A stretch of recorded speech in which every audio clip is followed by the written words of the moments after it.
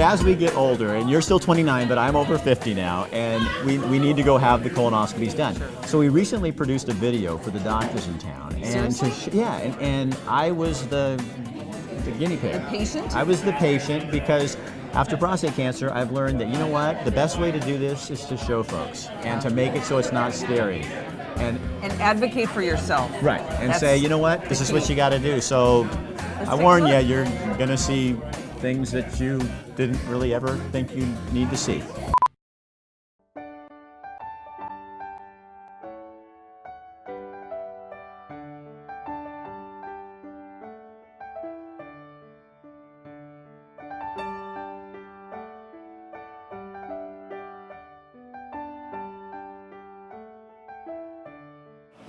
Good afternoon, Rick. Good seeing you. Hi, Dr. Wu. Yeah. How you doing? Yeah, I'm doing okay. How are you doing? I'm doing all right. A colonoscopy is not one of the aspects of turning 50 most of us get all that excited about.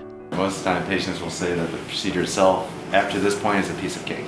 Okay? It's all getting ready for that, with drinking that stuff and fasting. That's the hardest thing. After fasting for 24 hours, it's time to begin the preparation. All right. Here we go. There's a whole day you have to drink liquids, and then you have to drink some substance that will actually purge the bowels. We need all that material out of your colon for us to get a good look. So I think there's a lot of people who hesitate for that reason alone. We're not going to show you the rest of this part. We'll catch up with you tomorrow at the clinic. You check in, have you, of course, change into a gown. They'll start an IV for us to give you IV fluids and also give you sedation. And then you're taken into a special room, which is where the procedure is. Yeah, how far in do you go? We want to go all the way to the beginning of the colon, which is where your appendix lives. So it's about, if you will talk distance, about 5 or 6 feet, depending how you measure it. Once the doctor administers the sedative, I didn't feel or remember a thing.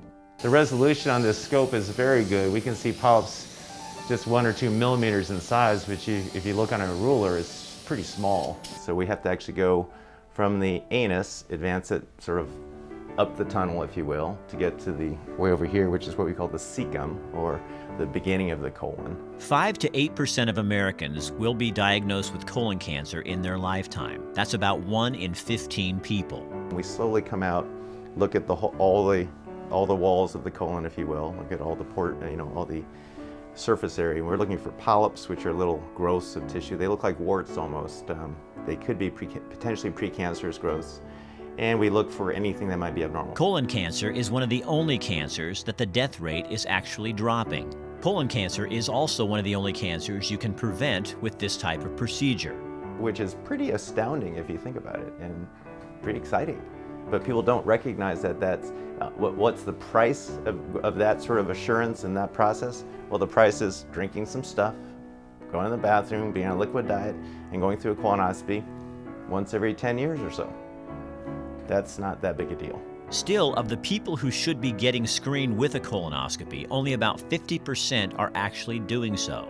And I think part of that is the privacy issue. Like, okay, it's not in private, in polite company, you don't mention anything about anuses or rectums or colons or bowels or prostate or... The experts at Eugene Gastroenterology Consultants are trying to demystify the colonoscopy with some creative, innovative, and sometimes humorous public education campaigns.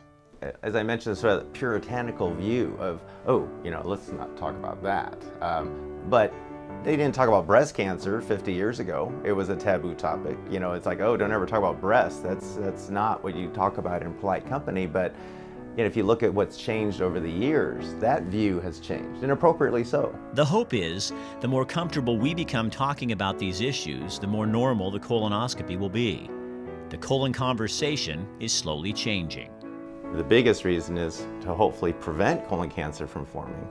Or the other reason, which is obviously plan B, is to catch it earlier. Because the earlier we catch colon cancer, the more treatable it is.